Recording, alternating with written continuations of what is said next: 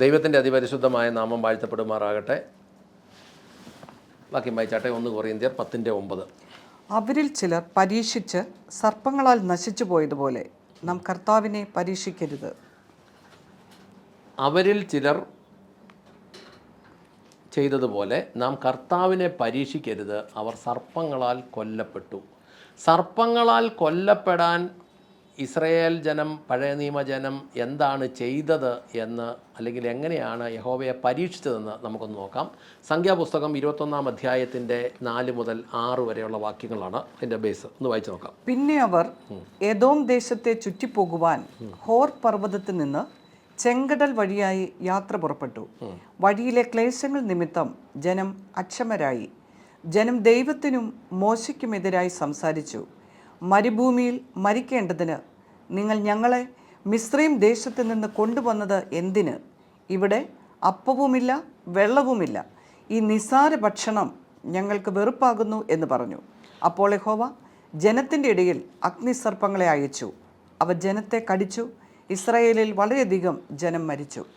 ഇവിടെ നമ്മൾ മനസ്സിലാക്കുന്നത് ദൈവത്തിൻ്റെ പദ്ധതിയുടെ വഴിയിലൂടെയാണ് ദൈവം അവരെ നടത്തിക്കൊണ്ട് പോകുന്നത്. ആ വഴിയിലൂടെ നടത്തിക്കൊണ്ട് പോകുമ്പോൾ വഴി മധ്യേ ജനങ്ങൾ അക്ഷമരായി എന്നുള്ളതാണ് ഒന്നാമത്തെ പ്രശ്നം. രണ്ടാമത്തെ വിഷയം എന്ന് വെച്ചാൽ ദൈവത്തിനും മോശയ്ക്കും അല്ലെങ്കിൽ അഭിഷിക്തനും വിരോധമായി സംസാരിച്ചു എന്നുള്ളതാണ് രണ്ടാമത്തെ വിഷയം. മൂന്നാമത്തെ വിഷയം, ഞങ്ങളെ എന്തിനു വിടുവിച്ചെന്ന് അവർ ചോദിക്കുന്നത്. ഞങ്ങളെ എന്തിന് വിടുവിച്ചു?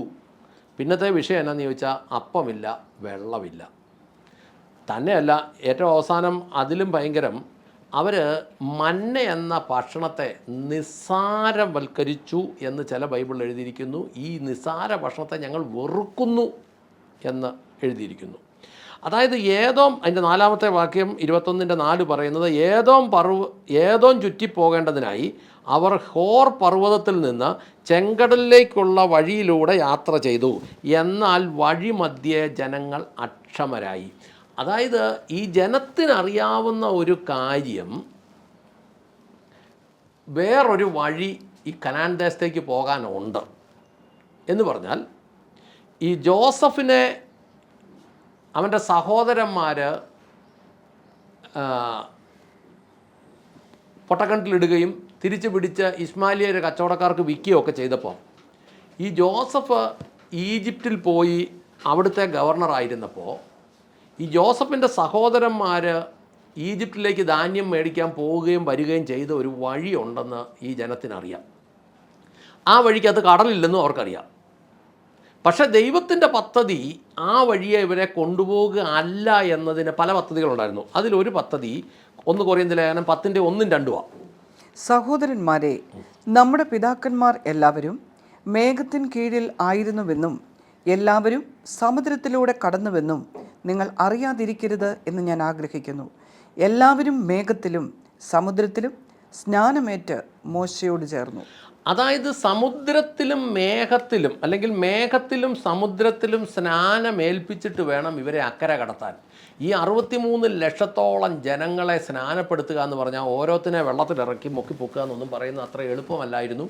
അതുകൊണ്ട് ഇവിടെ എഴുതിയിരിക്കുന്നു, അവരെല്ലാവരും മേഘത്തിലും സമുദ്രത്തിലും സ്നാനമേറ്റ് മോശയോട് ചേർന്നു എന്ന് പറഞ്ഞാൽ ആ സ്നാനം നടത്തണം എന്നുള്ളത് ദൈവത്തിൻ്റെ പദ്ധതിയായിരുന്നു. ഈ ജനം അതിനോട് മത്സരിച്ചു എന്നുള്ളതാണ് ഇതിനകത്തെ ഒന്നാമത്തെ പ്രശ്നം. രണ്ടാമത്തെ വിഷയം, സത്യവേദ പുസ്തകത്തിനകത്ത് നമ്മൾ അതിനകത്ത് വായിക്കുന്ന, സത്യവേദ പുസ്തകത്തിനകത്ത് അത് കൃത്യമായിട്ട് എഴുതിയേക്കുന്നത്, ജനത്തിൻ്റെ മനസ്സ് ക്ഷീണിച്ചു. മനസ്സ് ക്ഷീണിച്ചതിൻ്റെ ഒരു കാര്യം മാത്യൂസ് വർഗീസിൻ്റെ ബൈബിളിൽ എഴുതിയേക്കുന്ന, തർജ്ജമ ചെയ്തേക്കുന്നത് എഴുതിയിരിക്കുന്നത്, വഴിയിലെ ക്ലേശങ്ങൾ നിമിത്തം മനസ്സ് ക്ഷീണിച്ചു എന്നാണ്. സത്യവേദ പുസ്തകത്തിൽ അങ്ങനെയില്ല. സത്യവേദ പുസ്തകത്തിൽ എഴുതിയിരിക്കുന്ന അവർ മനസ്സ് ക്ഷീണിച്ചു, മന്നായെ നിസാരമാക്കി, വിടുവിച്ചതിന് കുറ്റം പറഞ്ഞു, അപ്പവുമില്ല വെള്ളവുമില്ല. അപ്പം വിഷയങ്ങളായി കണ്ടമാനം. ദൈവത്തിൻ്റെ പദ്ധതിയിൽ ദൈവം ഇത്രയും അത്ഭുതമൊക്കെ ചെയ്ത് വിടുവിച്ചുകൊണ്ട് വന്ന ജനത്തിന് ദൈവത്തിൻ്റെ പദ്ധതിയിലൂടെ പോകുമ്പോൾ അവരുടെ മനസ്സ് കിടന്നത് ഈജിപ്തിൽ തന്നെയാണ്. ഈ 90% ആളുകൾ അവരായിരുന്ന പഴയ മതത്തിൽ നിന്ന് വെളി വന്നു കഴിയുമ്പോൾ അവരുടെ ചിന്തകളും ബന്ധങ്ങളും ഒക്കെ കിടക്കുന്നത് കൂടുതലും പഴയ മതത്തിലാണ്. അവിടുത്തെ ഭക്ഷണവും അവിടുത്തെ രുചികളും അവിടുത്തെ ആഘോഷങ്ങളും ഉത്സവങ്ങളും പെരുന്നാളുകളും ഒക്കെ അവരുടെ ചിന്തകളായതുകൊണ്ട് അവർക്ക് ആ സമയമാകുമ്പോൾ അവരുടെ ഉള്ളിലൊരു ശൂന്യത ഉണ്ടാകും. ഇപ്പോൾ എൻ്റെ വീട്ടിൽ അവരും ഇവരും ഒക്കെ ഇങ്ങനെയായിരിക്കും, അങ്ങനെയായിരിക്കും, ഇപ്പോൾ അങ്ങനെയാണ്, ഇങ്ങനെയാണ്, ഇപ്പോൾ ഇന്ന ഇറച്ചി കാണും, ഇന്ന അപ്പം കാണും എന്നൊക്കെ ചിന്തിക്കുന്ന ഒരു കാലഘട്ടത്തിൽ നിന്ന് ആദ്യത്തെ തലമുറ ഇറങ്ങി വരുന്നവർക്ക് അതിൽ നിന്ന് വിടുതലെടുക്കുക എന്ന് പറഞ്ഞാൽ അത്ര എളുപ്പമല്ല എന്ന് നമുക്ക് മനസ്സിലാകും. അപ്പം ദൈവം കൊടുത്ത മന്ന ഏതാണ്ട് തേൻ തേർത്ത് ചുട്ട അപ്പത്തിൻ്റെ രുചിയായിരുന്നു എന്നാണ് പറയുന്നത് മന്നായിക്ക്. അതുപോലും അവർക്ക് നിസ്സാരമായി. കാരണം എന്നും കിട്ടും. എന്നും ബിരിയാണി മേടിച്ചു കൊടുത്താലും കുഴിമന്തി മേടിച്ചു കൊടുത്താലും ആർക്കും ഇഷ്ടപ്പെടുകയില്ല. ഇപ്പോഴത്തെ പുതിയ പിള്ളേർക്ക് പോലും ഇഷ്ടപ്പെടുകയില്ല അത് എന്നും മേടിച്ചു കൊടുത്താൽ. അതേസമയത്ത് 2 ദിവസം ഓരോ ദിവസം മാറി മാറിയാണ് കൊടുക്കുന്നെങ്കിൽ അതിനോട് താല്പര്യം കാണും. സ്ഥിരമായിട്ട് ഒരു കൊല്ലത്തേന് ഇപ്പോഴത്തെ പുതിയ പിള്ളേരെ ഒരാളെ മേടിച്ചിട്ട് അവരോട് പറയാം സ്ഥിരമായിട്ട് ദിവസം 3 നേരം വെച്ച് മന്തി തന്നേക്കാം, ഒരു കൊല്ലത്തിന് ആക്കിയാൽ അവൻ ആ നാട് വിട്ടു പോകുള്ളൂ, അവൻ കഴിക്കാൻ നിൽക്കുകയൊന്നുമില്ല. അപ്പോൾ ഇവിടെ പറയുന്നത് ഈ മന്നായ അവർ നിസ്സാരമാക്കി അതിന് പിന്നെ ദൈവം അവിടുന്ന് വിടുവിച്ചതിന് കുറ്റം അപ്പമില്ല, വെള്ളമില്ല, പിന്നെ മൊത്തം പ്രശ്നമായി. അപ്പം മനസ്സ് ക്ഷീണിച്ചത് കൊണ്ട് ദൈവത്തിനും അഭിഷിക്തനും ഇവന്മാരെതിരായി, കലഹമായി, പാളയത്തിൽ അസ്വസ്ഥതയായി. അവസാനം വലിയ ശല്യമായപ്പോൾ യഹോവ അവരുടെ ഇടയിൽ വിഷസർപ്പങ്ങളെ അയച്ചു എന്നാണ് ഈ ബൈബിൾ എഴുതിയേക്കുന്നത്. അഗ്നിസർപ്പങ്ങൾ എന്നാണ് സത്യം. അഗ്നിസർപ്പങ്ങളെ അയച്ചു, അവ ജനത്തെ കടിച്ചു, ഇസ്രായേൽ മക്കളിൽ അനേകർ മരിച്ചു വീണു. ഇനിയിപ്പോൾ ഇന്നത്തെ അവസ്ഥയിലോട്ട് നമ്മൾ ചിന്തിക്കുകയാണെങ്കിൽ ഏതൊരു വിശ്വാസിയുടെ ജീവിതവും ഒരു പുറപ്പാടാണ്. ദൈവം നടത്തുന്ന വഴികൾ പലപ്പോഴും പിടികിട്ടണമെന്നുമില്ല. കാരണം എന്താണെന്ന് ചോദിച്ചാൽ ലോകത്തിലുള്ള മനുഷ്യനോട് ചോദിച്ചാൽ ഏറ്റവും സ്പീഡുള്ളത് എന്താണെന്ന് ചോദിച്ചാൽ അവൻ പറയും മനസ്സാണ്. നിമിഷ നേരം കൊണ്ട് വീട്ടിലൊക്കെ ചെല്ലണം, അല്ലെങ്കിൽ അമേരിക്കയിൽ ചെല്ലാനൊക്കെ. അമേരിക്കയിലൊക്കെ പോയിട്ടുള്ളവർക്ക് കൃത്യമായിട്ട് ഇവിടെയും അവിടെയൊക്കെ അങ്ങോട്ടും ഇങ്ങോട്ടും ഒക്കെ അവരുടെ ചിന്ത ചെല്ലാൻ, മനസ്സിന് ചെല്ലാൻ ഭയങ്കര സ്പീഡാണ്. ശരീരത്തിന് അവിടെ എത്തിപ്പെടാൻ അതിൻ്റെതായ ഒരു സമയം വേണം. ഇതുപോലെ തന്നെ എന്നാൽ രക്ഷിക്കപ്പെട്ട ഒരുത്തനോട് ചോദിച്ചാൽ ഏറ്റവും സ്പീഡുള്ളത് ഏതാണെന്ന് ചോദിച്ചാൽ അവൻ ആത്മാവാന്ന് പറയും. ഈ ആത്മാവ് എത്തിപ്പെടുന്നിടത്ത് ബുദ്ധിക്ക് എത്തിപ്പെടാൻ കുറേ സമയം വേണം. ഇപ്പോൾ ഒരു ഉദാഹരണം പറഞ്ഞാൽ ഉൽപ്പത്തി പുസ്തകത്തിനകത്ത് ദൈവം ഉണ്ടാകട്ടെ എന്ന് പറഞ്ഞു. ജീവജാലങ്ങൾ ഓരോന്ന് പക്ഷിമൃഗാദികൾ ഉണ്ടാകട്ടെ എന്ന് പറഞ്ഞപ്പോൾ ഓരോ മൃഗത്തിൻ്റെയും ഇന്ന ഐറ്റം, ഇന്ന രീതി, ഇന്ന ഭംഗി, ഇന്ന വരകൾ, കുറികൾ, ഡിസൈന് എന്നൊന്നും ദൈവം പറഞ്ഞില്ല. ആത്മാവ് പറഞ്ഞപ്പോൾ അതിനത് ബുദ്ധിക്ക് എത്തിപ്പെടാൻ പാടാം.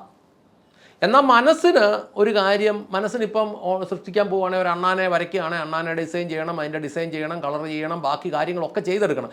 ദൈവം പക്ഷേ ദൈവത്തിൻ്റെ ആത്മാവിൻ്റെ നീക്കം അങ്ങനെയല്ല, അത് ഭയങ്കര സ്പീഡാണ്. അപ്പോൾ അതുകൊണ്ട് ഈ ആത്മാവ് വിടുതലെടുക്കുന്ന സ്ഥലത്തേക്ക് മനസ്സ് ചെല്ലാനും മനസ്സ് കണ്ട സ്ഥലത്തേക്ക് ശരീരം ചെല്ലാനും ഒരു ശകല സമയം വേണം എന്നത് നമ്മൾ മനസ്സിലാക്കുകയാണെങ്കിൽ ക്രിസ്തീയ ജീവിതത്തിൽ ദൈവം നടത്തുന്ന വഴികൾ പലപ്പോഴും ബുദ്ധിയിൽ പിടികിട്ടണമെന്നില്ല. അത് പിടികിട്ടണമെങ്കിൽ നമ്മൾ അതിൻ്റെ സമയത്തൊക്കെ അടുത്ത് ചെല്ലണം. ക്രിസ്തീയ ജീവിതത്തിൽ ചെങ്കടലും ജോർദാനും വരും. അത് ദൈവത്തിൻ്റെ പദ്ധതി ആയതുകൊണ്ട് അത് വരും. പക്ഷേ നിശ്ചയമായും കൃപയാൽ നമ്മളത് മറികടക്കുകയും ചെയ്യും. ചിലപ്പോൾ ഭക്ഷണം കുറയാം, വരുമാനം ഇല്ലായിരിക്കാം, മുമ്പ് ശൂന്യതയായിരിക്കും. പക്ഷേ അങ്ങനെയാണ് ദൈവം അന്നന്നത്തെ ഭക്ഷണം തരും എന്നുള്ളത് ദൈവത്തിൻ്റെ പദ്ധതി. 63 ലക്ഷം ജനത്തിന് ഇത്രയും വർഷം മുമ്പ് മരുഭൂമി 40 വർഷം ഭക്ഷണം കൊടുക്കാൻ അറിയാവുന്ന ദൈവം ഒരാളെ, താങ്കളെപ്പോലെ അല്ല എന്നെപ്പോലെ ഒരാളെ തീറ്റിപ്പോറ്റാൻ വ്യക്തമായ കഴിവുള്ള ദൈവമാണ്. അത് നമ്മൾ മനസ്സിലാക്കുക എന്നത് ഒരു പ്രധാന കാര്യമാണ്. നമുക്ക് തരുന്ന ഭക്ഷണം ഇപ്പോൾ അന്നത്തെ ജനത്തിന് മന്ന കൊടുത്തു. നമ്മളിപ്പോൾ ചിന്തിക്കുക, ഇന്നത്തെ ജനത്തിന് നമ്മൾ ചിന്തിക്കുക നമുക്ക് പോഷകങ്ങൾ കുറവാന്ന് തോന്നാം, മനസ്സും അടുത്ത് പോവാം. പക്ഷേ എങ്കിലും മത്സരിക്കരുത്. മത്സരിക്കാൻ പോയാൽ, പിറുപിറുക്കാൻ പോയാൽ അത് ദൈവത്തോടായിരിക്കുകയല്ല. ദൈവത്തോട് അക്ഷരികമായി കയറി മത്സരിക്കുന്ന വിശ്വാസികൾ കുറവാണ്. പക്ഷേ ശുശ്രൂഷകനോടൊക്കെ കയറി അവർ മുറുമുറുക്കും, അഭിഷിക്തനോടൊക്കെ കയറി മുറുമുറുക്കും. അത് സ്വാഭാവികമായി ദൈവത്തോടുള്ള മത്സരമായിട്ട് മാറും. സ്വാഭാവികമായി ദൈവത്തോടുള്ള മത്സരമായിട്ട് മാറും. ദൈവം ഉണ്ടോ എന്നൊക്കെ ചോദിക്കും. ബാക്കി കാര്യങ്ങൾ എങ്ങനെയാണ്, അങ്ങനെയല്ല ഇങ്ങനെയല്ല, ഞങ്ങളുടെ ജീവിതത്തിൽ ഇതുവരെ ഒന്നുമില്ലല്ലോ, ഇത്രയും പ്രാർത്ഥിച്ചിട്ടൊന്നുമില്ലല്ലോ. പക്ഷേ ഇതെല്ലാം സ്വാഭാവികമായി ദൈവത്തോടുള്ള മത്സരമായി മാറും. അന്നേരം വചനം പറയുകയാണ്, 1 കൊരിന്ത്യർ 10:9 പറയുകയാണ്, അവരിൽ ചിലർ ചെയ്തതുപോലെ നാം കർത്താവിനെ പരീക്ഷിക്കരുത്. അവർ സർപ്പങ്ങളാൽ കൊല്ലപ്പെട്ടു. അതുകൊണ്ട് ജീവിതത്തിലെ പ്രതിസന്ധി പ്രയാസങ്ങൾ വരുമ്പോൾ എല്ലാവരുടെയും ജീവിതം ഒരു പുറപ്പാടാണ് എന്ന് നമ്മൾ മനസ്സിലാക്കണം. ആ പുറപ്പാട് ആണെങ്കിൽ അത് മരുഭൂമിയിലൂടെയുള്ള യാത്രയാണ്. ദൈവമാണ് നടത്തുന്നത്. അതിൽ ചെങ്കടലുണ്ട്, അതിൽ ജോർദാനുണ്ട്, അതിൽ പ്രശ്നങ്ങൾ പ്രതിസന്ധികളൊക്കെ ഉണ്ട്. പക്ഷേ ദൈവം നടത്തിക്കൊണ്ട് പോകും. കനാൻ ദേശത്ത് ദൈവം എത്തിക്കും. ദൈവം ആ വ്യവസ്ഥ പറഞ്ഞെങ്കിൽ ജോഷുവയും കാലേവും ഉൾപ്പെടുന്ന ആ തലമുറയെ ദൈവം അവിടെ എത്തിച്ചു. അവരത് പിടിച്ചെടുത്തു.